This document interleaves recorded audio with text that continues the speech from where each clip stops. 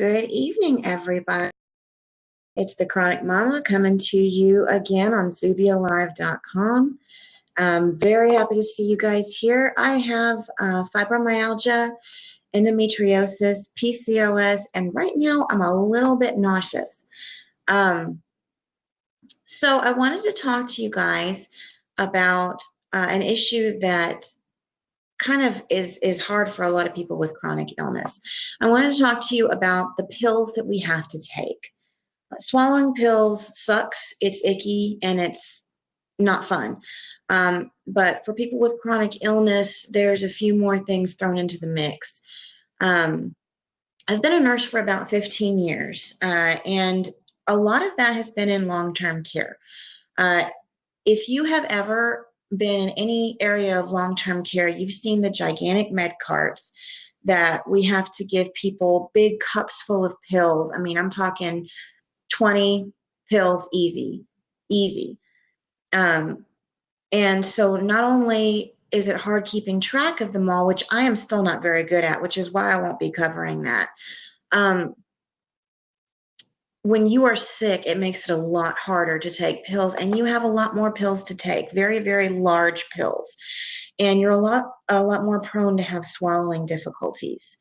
I have helped people for years take these giant pills, and now I'm having to take a lot of them myself. And as I get older, I guess it gets harder and harder to take these pills. I don't know if I'm psyching myself out before I put the pills in my mouth, but that can certainly be a factor, and we will talk about that. Let's talk about the swallowing process first. When you chew your food, your digestive system immediately starts to work on it. So unfortunately, sometimes when you put pills in your mouth, your digestive system starts to work on those, and it can make swallowing harder.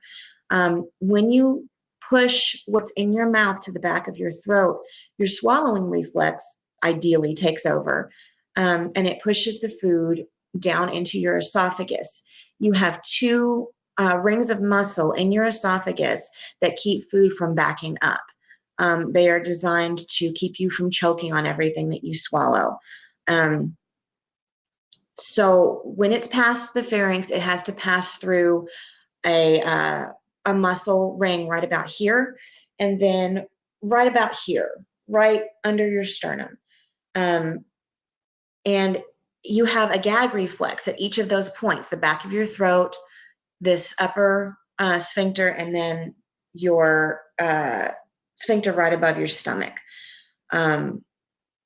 So each time that something passes those points, if it is too dry or abrasive or large, or if for any reason your body reads it as a foreign object, up it goes. I have seen it happen over and over, and it can be like, a bazooka shooting out. The main problems that people have when they're taking pills are that they're too big or too small. Too small can be an issue too, because they get lost in your mouth, or it's called pocketing, where it goes into your cheek. If you have something like this, I'm going to show you one of the capsules that I have to take every day, and it is gelatin coated, and it can be very sticky if you don't take it the right way, and it can get caught, and you can actually feel it when it gets caught.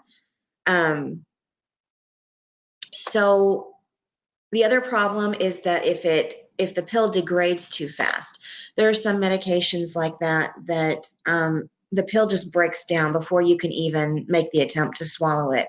And that's just disgusting. And it makes you not want to take your meds. People with chronic illness have some other issues as well. They can have an overactive gag reflex, especially people with fibro. Your entire nervous system is going crazy. A lot of people that I know with fibro have trouble with just a gag reflex, just making everything come back up. You can be nauseous because of your illness or because of the very meds that you're trying to swallow. You can be nauseated. You also may have some issues with acid reflux, which makes it very hard. It can cause scar tissue, and it can narrow those openings or cause a stricture. There can also be psychological barriers. like I said, you know, you can psych yourself out. Um, my sister-in-law has struggled with mental illness, and she has had to take so many medications and such that when she thinks about taking pills, it makes her throat close up. Um, so some helpful things that you can do if your pill is just straight up too big. There are little gadgets that you can buy that you can use to snap the pills in half. But I'm going to show you an easier way to do it. This is how you do it when you're standing in a med cart. You've got 50 people to pass pills to, and it's almost dinner time. So what you will do is, and this will pretty much work with any pill. I'm going to use, hopefully this big white one will show it. What you're going to do is you're just going to put your fingers down on each side and just push down. And hopefully this is not too thick. I didn't think about that. Let me try it with a thinner one. You may have to get the splitters, but let's see. Here's a good one. We have a lovely cornucopia of pills in my house. So all you're going to do is just put your fingers down on either side, and it just snaps in half. If you can see that, that's the easiest way I've ever found to break a medication in half. And it should work no matter the pill shape. I'm going to try it. This is a metformin. It's, if you've ever taken it, it's one of the nastier pills that you can take. Yep, and it just snaps right in half. So if you just need a smaller mass to get down your throat, that's one way that you can do it. If you have something like an esophageal stricture or reflux, a lot of times it can help to take your medications with warm fluids. A lot of times people will try to take it with cold, and I much prefer to drink cold fluids. You guys know I hate drinking anything. But if you take it with like hot tea or coffee or anything that's warm, even broth, chicken broth is a good one. If you have the problem that you don't want to go make a cup of tea every time you have to take a pill because you're taking pills all day, you might want to invest in one of these. It's just a little candle warmer. They also sell mug warmers, but actually they're much more expensive. And the candle warmers, I have found, keep my drinks at the perfect temperature. So I have something that I can sip at all day long. You can also buy mugs like this at the dollar store. They're covered. And so you can leave that out a little bit longer than you would another cup without worrying that anything is going to happen to your drink. Thick fluids are another thing that can help you. And when I say fluids, I'm using a broader definition than a lot of people have. Pudding in the medical community is considered a liquid. I talked about these, the applesauce pouches, very, very handy for taking medications. It's also easier to be very discreet because you can just kind of poke it in your lips and squeeze and you're good. Another thing that you can use is honey or agave syrup if you are trying to watch your carbs. You can make thin gelatin. Just add like an extra half a cup when you're making the Jello, and it will be a really good consistency for just kind of greasing those pills on down. If you must crush your medication, there are some people that just can't swallow whole pills. I recommend getting an actual mortar and pestle. Not only, does it look cool, but it's a lot more effective. If you put your medication in a zippy bag before you crush it, you can actually keep the inside of the cup clean. And that'll keep you from contaminating, say, spices that you might want to grind up or, whatever, what have you. You can also dissolve your pills. One of the things that I used to do for people that would have a really hard time is I would put the crushed medication and a little bit of pudding, because even when it's crushed, it's still gritty and it's still grainy and it still is it feels like something you shouldn't be swallowing. So I would let the medication sit in the pudding or the jello or the applesauce, even a minute or two is enough to kind of soften that medication sometimes. And it can be very, very helpful. One thing that a speech therapist taught me is if you have trouble getting the medication past your upper esophageal sphincter, you can tuck your chin down as you're swallowing. And you can kind of feel, if you just put your chin down and do that, it gives you a stronger swallow sometimes.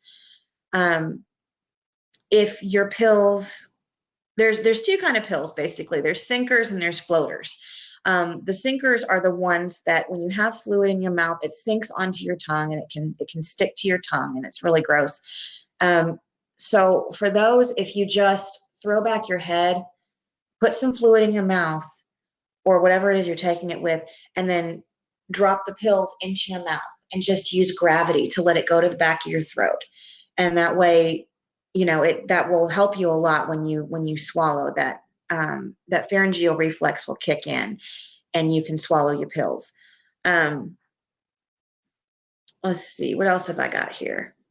So if you have nausea, here's another thing. As a joke, on my Facebook a couple of weeks ago, I said, is there anybody else that keeps pills tucked in your bra until you get a nausea-free moment? I'm asking for a friend.